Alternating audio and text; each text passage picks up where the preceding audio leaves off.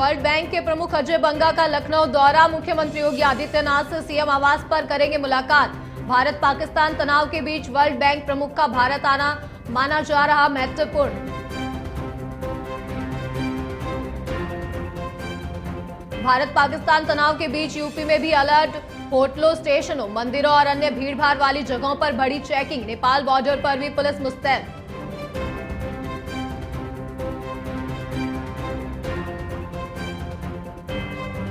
मुरादाबाद में पुलिस और गोक्षों के बीच एनकाउंटर, पुलिस की गोली से 4 बदमाश घायल। गोकश जंगल में करते थे गोवंशीय पशुओं का कटान।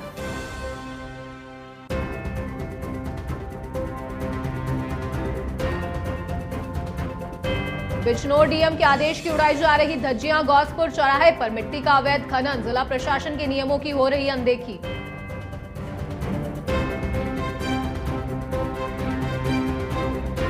उत्तर प्रदेश के 25 जिलों में आज बरसेंगे घनघोर बादल, 50 किलोमीटर की रफ्तार से चलेंगी हवाएं। तापमान में उतार चढ़ाव जारी।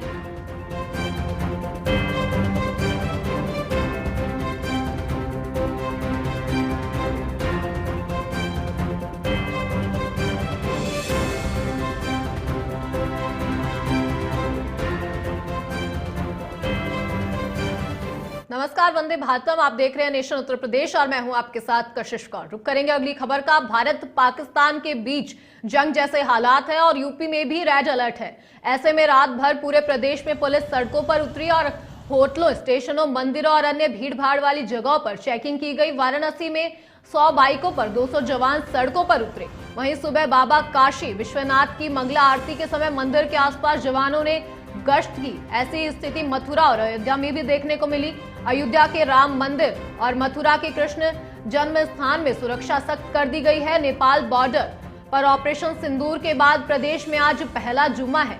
नमाजी मस्जिदों में भारतीय सेना के लिए दुआ करेंगे। डीजीपी प्रशांत कुमार ने राज्य की सीमाओं पर पूरी मुस्तैदी बरतने के निर्देश दिए हैं। सीनियर अफसरों को इसकी मॉनिटरिंग की जिम्मेदारी सौंपी गई है। वहीं मध्य वायु कमान के साथ एयरफोर्स स्टेशनों को हाई अलर्ट पर रखा गया है।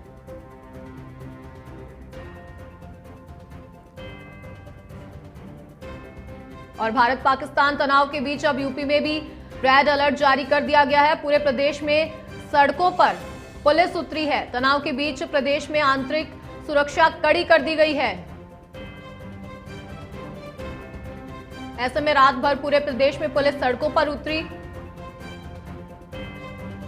और आंतरिक सुरक्षा यहां पर कड़ी कर दी गई है।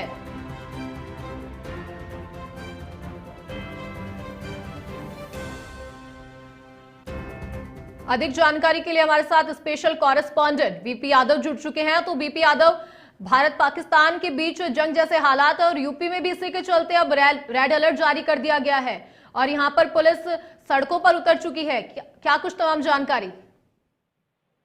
जी बिल्कुल, यूपी में अचानक सुरक्षा का लेवल बढ़ा दिया गया है। सूत्रों के मुताबिक खुफिया एजेंसियों को से इनपुट मिला है कि कुछ एयरबेस और सीमाई इलाकों को लेकर खतरा मंडरा रहा है। इसी को देखते हुए प्रदेश के सभी 7 एयरबेस बरेली, आगरा, हिंडन, गोरखपुर, वाराणसी, कुशीनगर और प्रयागराज को हाई अलर्ट पर रखा गया है। सभी हवाई पट्टियों पर अर्धसैनिक बल और स्पेशल फोर्सेस की तैनाती की गई है। जी तो बीपी, अब क्या यूपी में भी ब्लैकआउट लगने वाला है? कहा जा सकता है, क्योंकि जिस तरह से सीमाओं पर तनाव बढ़ रहे हैं उसको देखते हुए उत्तर प्रदेश में हाई अलर्ट जारी किया गया है। नेपाल से सटी हुई सीमा पर भी अतिरिक्त सतर्कता बरती जा रही है। खासकर महाराजगंज, सिद्धार्थनगर, श्रावस्ती, लखीमपुर खीरी जैसे जिलों में पुलिस, एसएसबी और खुफिया एजेंसियों की साझा निगरानी चल रही है। हर आने जाने वाले व्यक्ति की जांच की जा रही है। बॉर्डर पे गश्त बढ़ा दी गई है। ड्रोन से निगरानी की जा रही है। तो जाहिर सी बात है कि सीमाओं पर तनाव बढ़ेगा तो उत्तर प्रदेश में एहतियात बरती जाएगी, ब्लैक आउट किया जा सकता है। जी कशिश, क्या अभी आम जनता भी प्रभावित है?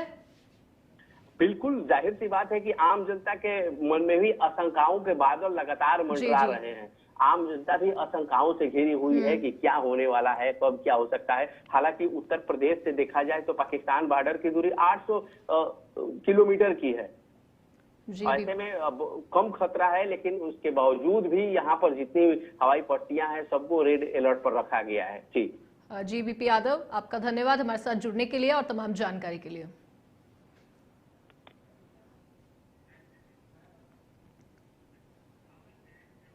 यूपी में मौसम का उतार चढ़ाव जारी है। लखनऊ में देर रात से हल्की बारिश का दौर जारी है।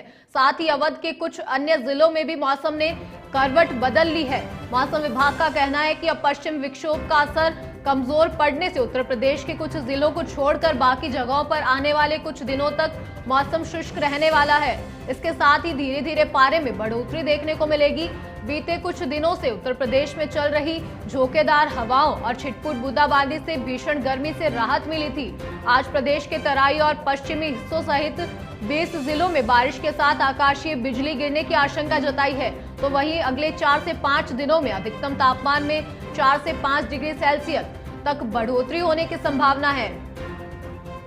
मौसम विभाग के अनुसार तापमान में अब बढ़ोतरी होने की संभावना है। यूपी के मौसम में भी अब लगातार उतार चढ़ाव देखने को मिल रहा है।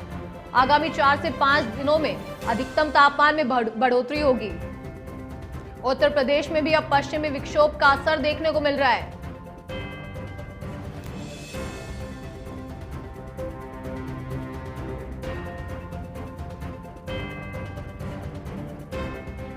अधिक जानकारी के लिए हमारे साथ UP bureau head Danish Warsi जुड़ चुके हैं। तो देखिए दानिश, यूपी में भी मौसम का उतार चढ़ाव लगातार अब जारी है। यूपी के मौसम ने अपना रुख बदल लिया और आगामी 4 से 5 दिनों में तापमान की बढ़ोतरी होने की संभावना है। तो अभी हाल फिलहाल यूपी का मौसम कैसा है? अभी आप वहां पे मौजूद है, क्या कहेंगे इस पर?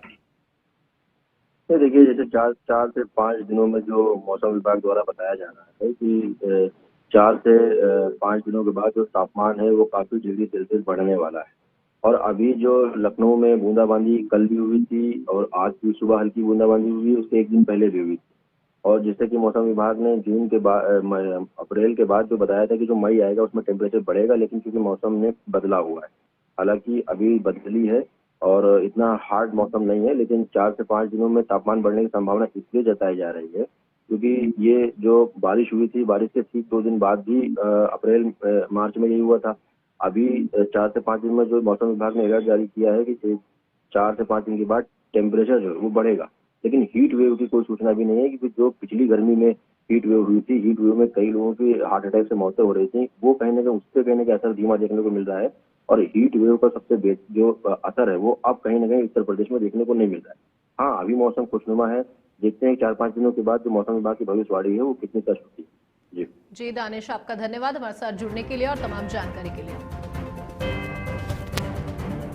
तो यूपी में मौसम के बदलाव के चलते अगले 4 से 5 दिनों में तापमान में बढ़ोतरी होने की संभावना है। वर्ल्ड बैंक के प्रमुख अजय बंगा राजधानी लखनऊ पहुंचे। यहां वह मुख्यमंत्री योगी आदित्यनाथ से सीएम आवास पर मुलाकात करेंगे और रात्रि भोज में शामिल होंगे। योगी सरकार के अनुसार यह दौरा राज्य के 1000 अरब डॉलर की अर्थव्यवस्था बनने के सपने को साकार करने की दिशा में एक बड़ा कदम है। योगी सरकार की निवेशी नीति और तेजी से हो रहे इंफ्रास्ट्रक्चर डेवलपमेंट पर इस बैठक में चर्चा की जाएगी। बता दें कि वर्ल्ड बैंक के प्रमुख अजय बंगा ने गुरुवार को प्रधानमंत्री नरेंद्र मोदी से दिल्ली में मुलाकात की। यह मुलाकात ऐसे वक्त पर हुई जब भारत और पाकिस्तान के बीच तनाव चरम पर है और भारत ने सिंधु जल संधि को निलंबित कर दिया है। गौरतलब है कि यह वही संधि है जिसके संगठन में वर्ल्ड बैंक की बड़ी भूमिका रही थी और उसने इस दस्तखत भी किए हैं, और माफ कीजिएगा, और उसने इस पर दस्तखत भी किए हैं। इसी बीच अजय बंगा की भारत यात्रा और पीएम मोदी से मुलाकात को काफी अहम माना जा रहा है। सीएम योगी से सीएम आवास पर मुलाकात करेंगे अजय बंगा, योगी के साथ मुलाकात करेंगे। पीएम मोदी से भी दिल्ली में मुलाकात।